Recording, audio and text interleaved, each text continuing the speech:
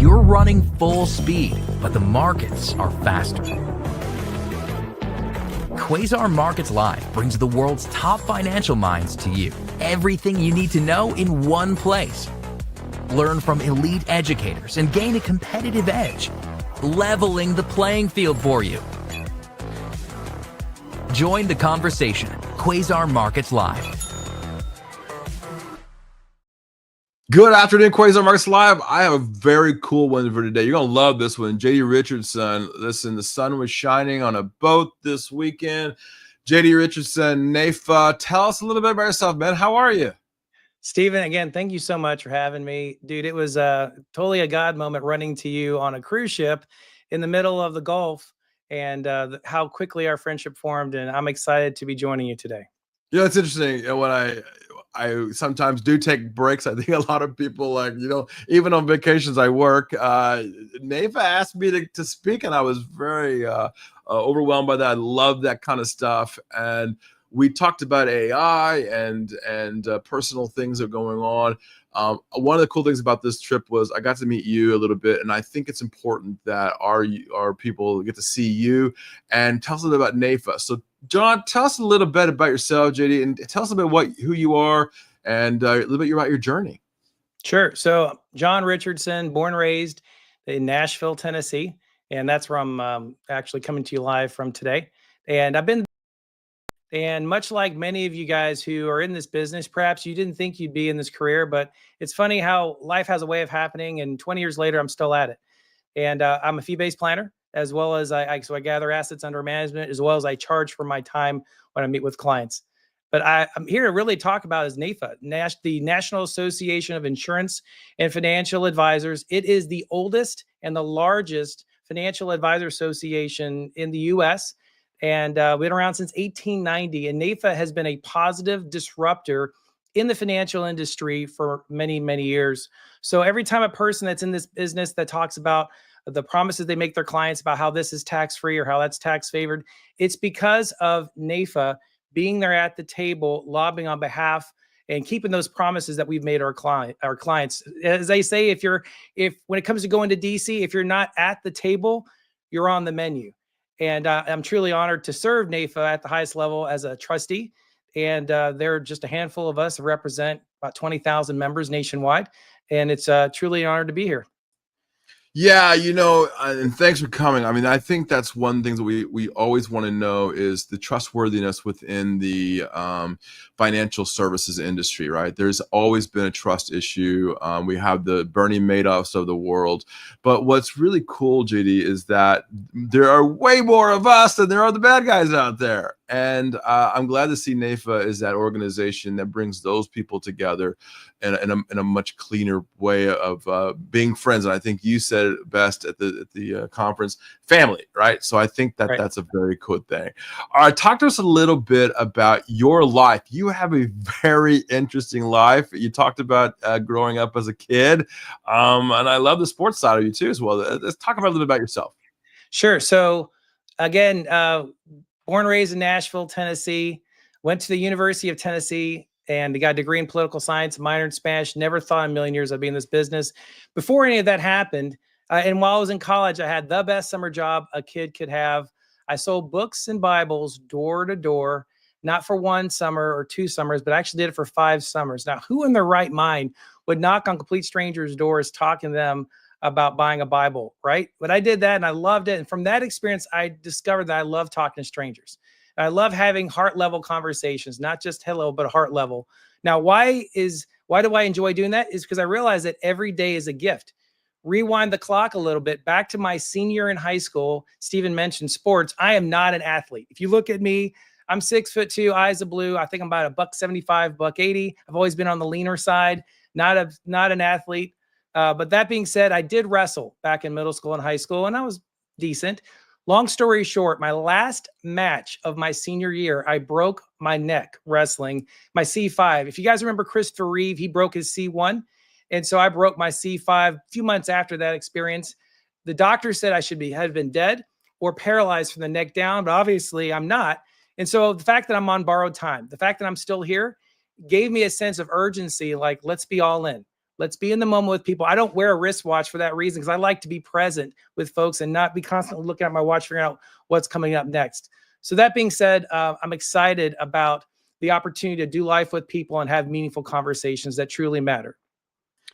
Yeah, and you live in Tennessee, and you've been in that business for a long time. You have a beautiful wife, and you've got a doggy, and you got the whole thing together. And it feels like sometimes that people don't always have it all together, right? They have issues. Do you also talk to people as your financial planning? Do you get to know them as a people, as family, and what their goals are and stuff? Absolutely. So I tell people our initial meeting, and actually, as a result of being on the cruise, I have 2 appointments lined up. I met 2 different couples on the cruise. It always happens where, I just go and I just live life, and folks are attracted to, they see something in me and they want to say, I want to know more about you. And I tell them the first meeting is let's just get to know each other. Let's figure out what you're about. Let's see if we're in alignment first. And if we are, then we talk about numbers. And yes, I do charge for my time. And so I want to make sure they understand on the front end that no, I'm not just going to be selling a bunch of products and moving on. We're actually going to be doing life together, because I am, as they say, all up in their business. I gather all their data. We use software to look through, and we create a CFP level fee-based plan that actually knows ins and out, all up and down what's going on in their world. And then we help them align their financial decisions with their values, so that in 20 or 30 years, they don't wake up with regret. They know exactly the choices they're making, and I'm holding them accountable to what they said is important to them. So yeah, it's messy. I've had clients who've had, I have two sets of clients where the wife came to me because the husband's got glioblastoma, brain tumor. One's already passed. One is still going. Love them. And with one lady, I'm still walking with her. I actually talked to her earlier today, checking in. The other one, husband's still going, which is amazing. And she knows that if and when the good Lord calls him home, I will be there for her and her family, because that's what you do as a planner. You're there to do life with people and to show them that you truly care about them as a person first. Yeah, and when a lot of people don't know what to do when they're doing that financial planning, they don't know what questions are you going to ask, JD. What do you want? What are some of the first things that you kind of talk to people about, and as they prepare for their future and retirement or bad life things that happen? Is there certain things that you look for to make sure that they're prepared? Sure. So when you're trying to get just like at any type of doctor, if you look at a doctor, they're going to try to create a baseline understanding of where their patient is. So a lot of the questions on the front end is for me to put myself in their shoes, understand their point of view and their worldview. So I ask a lot of questions. If they're a married couple, I'm like, how'd you guys meet? That tells me a lot about their relationship and where they are, where they came from. It also, I ask, when it comes to making financial decisions, historically, how do you guys make decisions? And when it comes to processing, are you quick to make decisions? Do you move on? Or do you like to chew on things for a little bit? And I let them know on the front end that I expect them, the hardest thing for them to do is change, but I do expect them to change. If they're going to hire me, I want them to change their position just a little bit. And eventually over time, these little small incremental changes leads to the bigger picture of where they want to be. And so when we have a baseline understanding of where we are today, they tell me then, I'm like, so what does the future look like 3 years from now? Where do you see yourself? I think it was Elon Musk who said it best, that where I stand today is a result of the decisions I made 3 years ago. And so they understand by taking that time to future cast of where they want to be and tell me what that clear vision looks like, knowing their baseline, knowing where they want to be, then we create a plan to get them there. And then I hold them accountable to that plan. So just, Stephen, that gives you an idea of big picture what we do with our clients. And I'm adding now your LinkedIn profile there, so that people can click on you and then get to message you now. Okay, let's talk about a little bit about the actual products. We won't go into deep and ask you questions about it, but what things do you actually offer, John? Sure. So it all starts with the plan. So I charge for my time. We do a fee-based plan. As we go through the plan, we will notice that there are protection products that are needed. A person's number one asset is not their home nor their retirement account. It's them. And are they protecting themselves through proper income protection, often known as long-term disability insurance? So we talk through that and why it's important to protect them and their ability to, if they get and go to work, they get paid. If they can't work, they still get paid. We have a meaningful conversation about life insurance. And oftentimes, if they're on the younger side, most of my clients are older. So we're going to have conversations about permanent life insurance. We're going to talk about the value of connecting with a mutual company and what dividends look like and why those are important and so forth. And nowadays with products that are life insurance and long-term care, they can check two boxes with the same product. So we talk through those as well. In addition to that, I'm not a property and casualty insurance guy. I have a strategic alliance of people that I refer business to, whether they're estate planning attorneys that I refer business to, or CPAs, or property and casualty insurance folks. They're folks that if I want to make sure I give my clients the best answer possible, so I just refer them. Or if they already have somebody, I'm like, great, go back to your person, tell them this is what you want. You want to raise your deductibles to this. You don't have an umbrella policy. That's a red flag. Let's get that taken care of. It's just a couple $100 a year. And here's the reason why, and so forth. And then after the protection's in place, then we look at the investments and we do a deep dive to look at what is going on at the granular level. I'm a big fan of exchange traded funds. Some of my clients do individual trading, and that's great. And we can do that as well. Most folks that I work with, they want income in retirement. They want predictable income in retirement. So we're going to look at the holistic, how we're managing it, and then looking at a portion, if it makes sense to much like Social Security or other type of pension-like benefits, if annuities come into play, what percentage of their income needs to be promise-based in their bigger picture. I do have the RICP designation, which is for the Retirement Income Certified Professional, which is basically how to maximize Social Security, how to maximize retirement planning. And that's what I want to do, is give people confidence in retirement that they're going to be okay. So they don't have to worry or depend on the government to take care of them. They can take care of themselves. Yeah, and you have all the letters behind your name, which is always important here. I believe that it's important too that the real people are actually talking to us, not just some talking head. All right, we got through that. Now that people know who you are, JD, let's get to talking about the world in general. It seems that people are getting older, right? Those tables are a little off now. It seems that the president is now trying to tackle Medicare, Medicaid, and Social Security. A couple things, the big, beautiful bill. I think you actually wrote up some articles about that too as well. People are getting older. What do they need to be able to retire? I mean, you see these young people now that are buying meme coins and everything else. Are they going to have enough money to retire? Are the people now, the baby boomers? What's going on? What's your overall macro feel right now? Sure. So they say the longer you live, the longer you're going to live, and that's absolutely true. Now, obviously, we don't know what tomorrow holds. So, what if you knew that systematically you need to save and be protected and be prepared for that day? But let's say you retire, because in retirement let's fast forward. There's 3 phases in retirement. There's the go, slow go, and the no go. Again, this comes back to the RICP designation, which is through the American College, which I'm a big fan of. But in the go years, you retire at whatever age. It could be 45, 55, 65, depending upon how proactive you were in structuring your assets and making sure that you're good to go. But whatever age you retire at, it could be 67, 70, whatever. In those first 5 to 10 years, man, you're going to check all the boxes you didn't check when you were busy working. You're going to spend time with your grandkids. You're going to live life to the fullest. But at some point, you played enough golf. You've drank enough orange juice. You want to kind of slow things down, and you're focusing, realize that, this life, it's great, but it's not all about me. It's about leaving a legacy. It's about paying it forward. And so in that slow go years, you start to mentor other folks and you start to give back more so because you're focused more on legacy. And then the no-go years, guess what? You're at home. Hate to say it, but that's usually when long-term care expenses creep in. And that's when people, if they've not done proper planning on the front end, find these expenses associated with associated living, nursing home. You get the idea when those expenses start to come in. And so that's why it's important to plan for all 3 of those phases of retirement. So the answer to your question is yes, have a strategic plan, have enough cash flow. Just like cash flow is king throughout a person's lifetime, it's just as important, probably more so important when you're in retirement, because whatever you've done in the past is going to take care of you in the future. And I have to ask this question. I don't even know the answer to this question. What happens if they run out of money at the end and they need long-term care? What happens to those people? Sure. So if a person doesn't have enough assets to pay it, well, number one payer is themselves. They're going to pay out of pocket. But once they spend down their assets, and typically it's $2,000 in the bank. If they're married, they get to keep the house. They get to keep a car. But otherwise, all the assets are spent away in order to qualify for Medicaid. Because Medicare, by definition, in order to qualify for Medicare, you have to have been in a hospital for 3 days, go directly from a hospital directly into a Medicare-approved nursing home facility. First 20 days, Medicare pays 100%.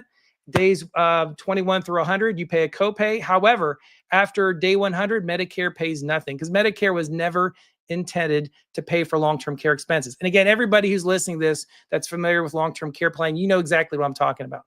So that's why people look to permanent life insurance with long-term care benefits, to investments. There's annuities out there that have long-term care benefits. There's a lot of things you can do proactively to take that risk, those big risks in life, transfer it to an insurance company, give it to somebody else for them to handle it so that you can enjoy and do what you enjoy, which is spending quality time with your friends and family, giving back, making a difference, and not having to stress about the finances. Yeah, and there are several types of life insurance. There's several types of insurance. How do I know which one's the right one for me? I mean, like, you can give me all the questions and answers, and maybe I still don't even know what to do. And I'm one of those lost people, and not me because I'm in the finance world, but there's a lot of people out there that just really don't know what to do, right? Sure. So if I was talking to somebody who's like straight out of college, my advice to you would be load up on as much budget-friendly term life insurance as you possibly can and get as much income protection as you possibly can straight out of school. Once you got an income and you're on your own and you're no longer in your parents' this or that, whether it's health insurance or other benefits, you're kind of like you're grown, you're doing your own thing, load up. Because there's 3 dates in every person's life. There's the day they're born, there's the day they pass away, and in the middle, there's the day that they become uninsurable.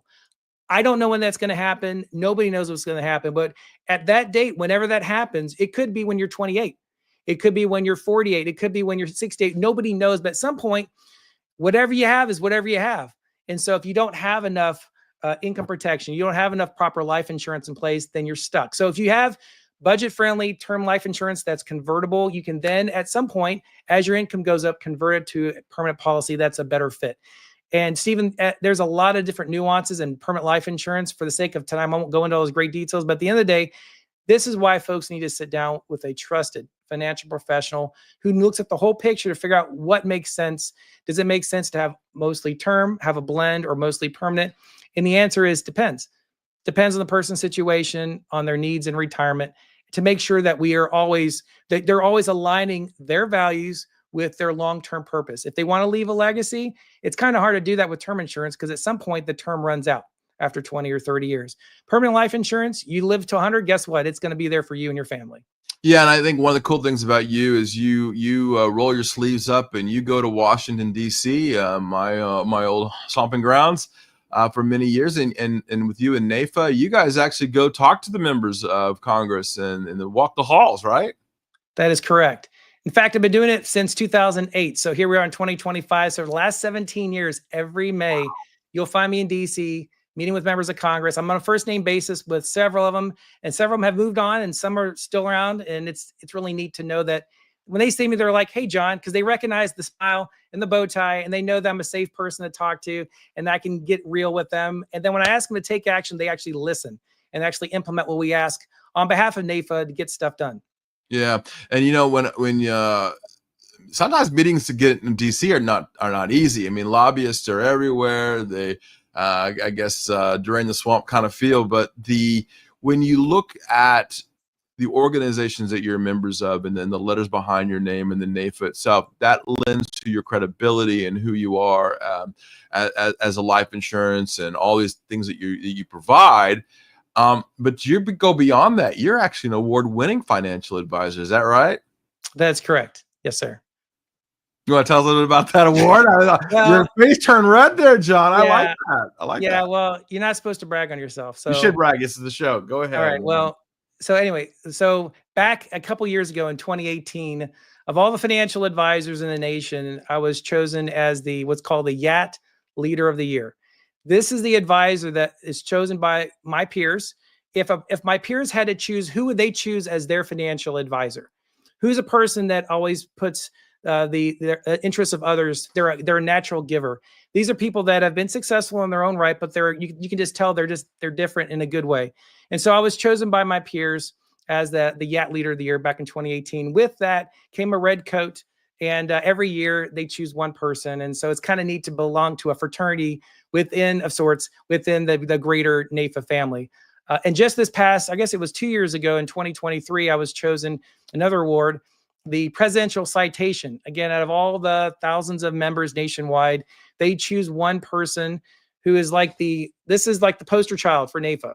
We need to have more folks like this because they're doing it right. And I was I guess the second person in the history of NAIFA to receive this tremendous honor, and very humbling. Didn't see it coming. I can't lie.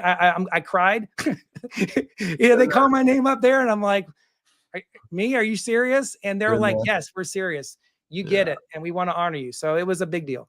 I mean, you've had a really good upbringing. I mean, I think one of the things you're very proud of, and I got to hear a little story about this too as well. You are an Eagle Scout. Is that right? Yes, sir. Yes, I am. Talk to us a little bit about how you got into scouting and what it means to you, man. Sure. So I believe that we're called to do life in community. There's too many people that, and I run into them. They're like, I'm a self-made person. And I have to disagree with them. I don't think any one of us is self-made. I don't think any of us bootstrap it. I believe sometimes bad things happen to good people and bad things happen to bad people, but things happen in life. And the question is, what are you going to do with those situations and how are you going to lean into it? Better yet, can you put yourself in a community of folks that care and support you? The great thing about my involvement with scouting is this. At a young age, I had some amazing people. Some of them are still alive. Some of them have passed on, but they're amazing adult leaders that saw something in me and encouraged me to become a better version of myself, to help me be prepared for life. As we all know, be prepared is the Scout motto, and living by the Scout oath and law. A Scout is trustworthy, loyal, helpful, friendly, courteous, kind, obedient, cheerful, thrifty, brave, clean, and reverent. I mean, who wouldn't want a person that lives by those 12 principles on their team or in their life? And so that's, to me, scouting has been a big part of my life, continues to be. I serve on the executive board here in the Middle Tennessee Council. I'm a part of their Heritage Society. So when I die, a chunk of me is left behind for those folks who are trying to create a legacy. We have an endowment, so to speak. So yeah, long story short, it's a big part of my story. In fact, I'm actually going to Philmont in a few weeks to be on their leadership course, which is a national leadership course. And there's only a handful of folks that get to do that. I'm very, again, humbled and honored to have the opportunity to serve. But again, all I can be is myself. So what you see is what you get.